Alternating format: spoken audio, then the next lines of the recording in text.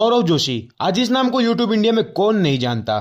वो एक आर्टिस्ट है, वो एक डेली व्लॉगर है, या आप कह सकते हो वो एक कंसिस्टेंट व्लॉगर जो अपने चैनल पर डेली वीडियोस अपलोड करता है। और इस व्लॉगर ने पिछले कुछ सालों में रिकॉर्ड ब्रेकिंग टारगेट सेट किए हैं। उसने बहुत सारे बड़े बड़े क्रिएटर्स को सरपास किया है। ट्रेंडिंग पेज पर 100 दिन तक रहना कोई इजी काम नहीं है।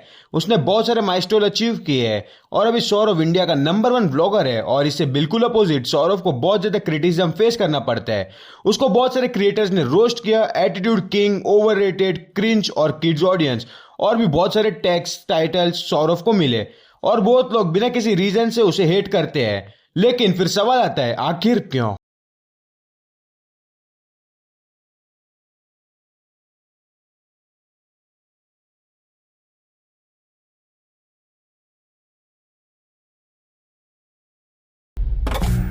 जानते हैं कि सौरव ने अपना YouTube करियर 8 वीडियो से स्टार्ट किया था, जिसके बाद सौरव ने एक व्लॉगिंग चैनल ओपन किया by the name of Saurav Joshi vlogs. और इस चैनल पर सौरव ने अपने वीडियो से स्टार्ट किया जो अपने वो आर्ट चैनल पर डाला करता था, ड्राइंग रिलेटेड वीडियोस और कुछ art work breakdown videos. Hey everyone, welcome back to the channel. This is Saurav. तो आज की इस वीडियो में हम ड्राइंग प्रैक्टिस के बारे में बात करेंगे। ना भी आपको फेस पे शेडिंग दिख रही है, टेक्सचर दिख रहा है। तो गाइस रिसेंटली मैंने ये वाली ड्राइंग कंप्लीट की है हमारे ग्रेफाइट और चारकोल वर्क्स में, वो मैं आपको इस वीडियो में बताऊंगा। और उन वीडियोस के थ्रू सौरव को इनिशियल ऑडियंस मिली, क्योंकि उस टाइम पर सौरव का एक और आर्ट चैनल था जिसके थ्रू सौरव को स्टार्टिंग ऑडियंस मिली। लेकिन उस टाइम पर सौरव की ऑडियंस उसको व्लॉगर के रूप में नहीं देखती थी, बल्कि एक आर्टिस्ट के रूप में देखती थी। और उस टाइम पर सौरव जोशी का आर्ट चैनल बहुत पॉपुलर था। लेकिन कुछ टाइम बाद सौरव ने अपने चैनल पर डेली व्लॉगिंग स्टार्ट कर दी। लेकिन उस टाइम पर सौरव जोशी के व्लॉग्स में पीयूष जोशी फीचर होने लगा, जो सौरव के चैनल का गेम चेंजर बनने वाला था। और इसी वजह से उसको बहुत हेट मिला।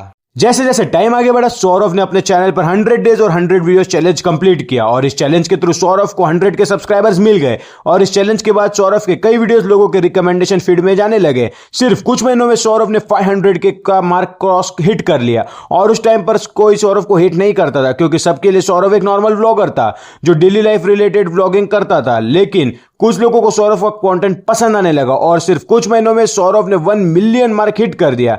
लेकिन फिर सौरव को हेट मिलना स्टार्ट हो गया।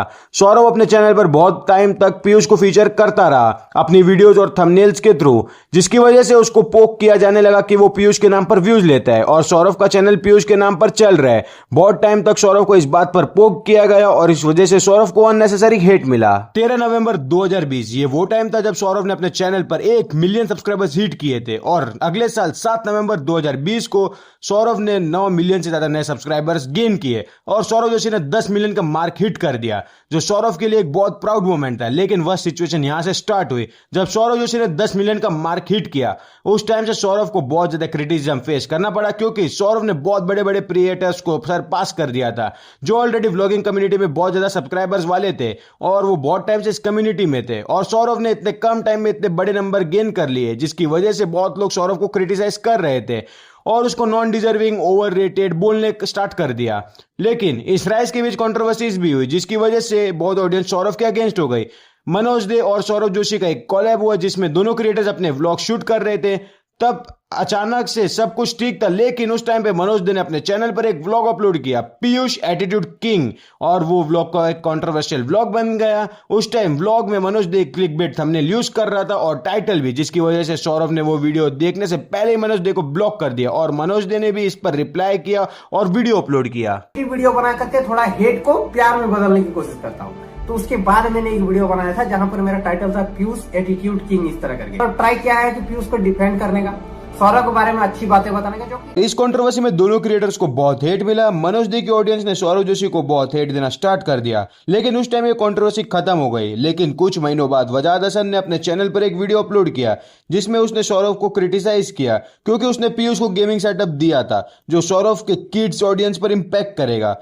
इस वजह से वजाद हसन को भी बहुत हेट मिला और सौरव ने वजाद हसन को इंस्टाग्राम से ब्लॉक कर दिया। कंट्रोवर्सी अजीब सी हुई। उसके बाद ना मेरी व्यूअरशिप में ड्रास्टिक फॉल आया। जो मेरे व्लॉग्स के व्यूज 2 लाख 2.5 लाख टाइप्स आते थे, वो व्लॉग्स के व्यू 1 लाख के आसपास। और इन दोनों कंट्रोवर्सीज के बाद सौरव जोशी का नियॉन मैन कंट्रोवर्सी स्टार्ट हुआ, जिसमें नियॉन मैन ने एक व्लॉगर की न्यूज कवर की कि कैसे एक व्लॉगर सौरव जोशी से मिलने आता है, लेकिन सौरव जोशी उससे नहीं मिलता था। यार इतनी गर्मी से यार कसम से भाई 4 घंटे से वेट कर रहे हैं यार। लेकिन सौरव जोशी उस शॉर्ट वीडियो से ऑफेंड हो जाता है और उस शॉर्ट वीडियो में सौरव जोशी कमेंट करता है, जिसकी वजह से एक और कंट्रोवर्सी स्टार्ट हो जाती है। नियॉन मैन की ऑडियंस, बहुत लोग सौरव जोशी को हेट करने लगते हैं, क्योंकि नियॉन मैन का काम न्यूज कवर करना है, अब चाहे वो स्मॉल क्रिएटर हो या बिग क्रिएटर, और चाहे वो किसी के अगेंस्ट हो या ना हो, फिर भी नियॉन मैन को न्यूज कवर करनी पड़ती है। और इस कंट्रोवर्सी की वजह से सौरव जोशी ने नियॉन मैन को भी ब्लॉक कर दिया, जिसकी वजह से सौरव जोशी को और ज्यादा हेट मिलना स्टार्ट हो गया। लोग उसको इमेच्योर और ओवररेटेड कहने लगे,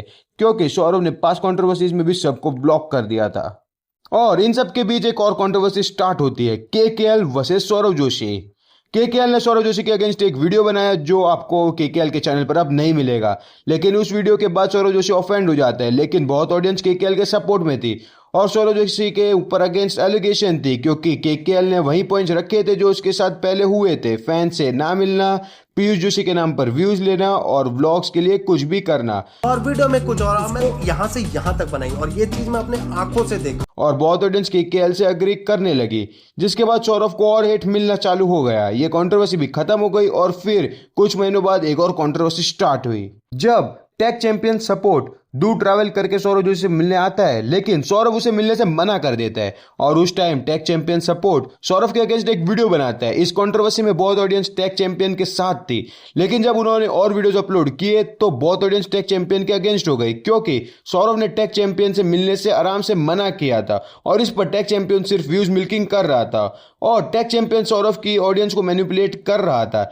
लेकिन ये सब इवनो रिवर्स हो गया और उसको बहुत हेट मिला। लेकिन जो भी कंट्रोवर्सीज पहले सौरव के अगेंस्ट हुई थी, उनका बहुत इंपैक्ट उसकी रेपुटेशन पर पड़ा, क्योंकि सौरव जोशी का कंट्रोवर्सी यूट्यूबर्स के साथ हुआ था जिनकी यूट्यूबर्स कम्युनिटी में बहुत रेपुटेशन थी, नियॉन मैन, वजाज हसन, मनोज दे और दूसरे क्रिएटर्स। और इसी बीच सौरव जोशी और पीयूष को एटीट्यूड किंग का टैग मिला, और यह टैग इसलिए मिला क्योंकि सौरव जोशी जब भी बाहर जाता था और अपने फैंस से मिलता है तो बहुत फैंस उसका वीडियोस बनाते हैं और उसके अगेंस्ट बनाते हैं कि सौरव जोशी ने रिप्लाई नहीं दिया और उसका बिहेवियर बहुत रूड है और पीयूष भी एटीट्यूड किंग है। दोनों भाइयों के ऐसे टैग्स मिल गए और जब क्रिएटर्स को पता चला कि ये टाइटल्स व्यू लाते हैं तो उन्होंने इस टाइटल का यूज करके व्यूज गेन किया और दोनों भाइयों को एटीट्यूड का टैग मिल गया।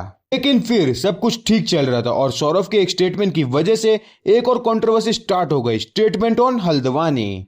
बिकॉज मेरी वीडियोस के थ्रू लोग उत्तराखंड को जान रहे हैं, लोग हल्द्वानी को जान रहे हैं। हल्द्वानी को पहले कोई नहीं जानता था, लेकिन हल्द्वानी को अब हर कोई जान रहा है। ट्रेंडिंग में रोज हल्द्वानी रह रहा है, उत्तराखंड रह रहा है, हमारा इंडिया रह रहा है। तो ये काफी मतलब प्राउड की बात है मेरे लिए भी, आप लोगों के लिए। इस स्टेटमेंट की वजह से सौरव बहुत बड़ी कंट्रोवर्सी में आ गया और उस टाइम उसको बहुत हेट मिला, लेकिन एंड में सौरव जोशी ने उसके लिए अपोलॉजी कर दी।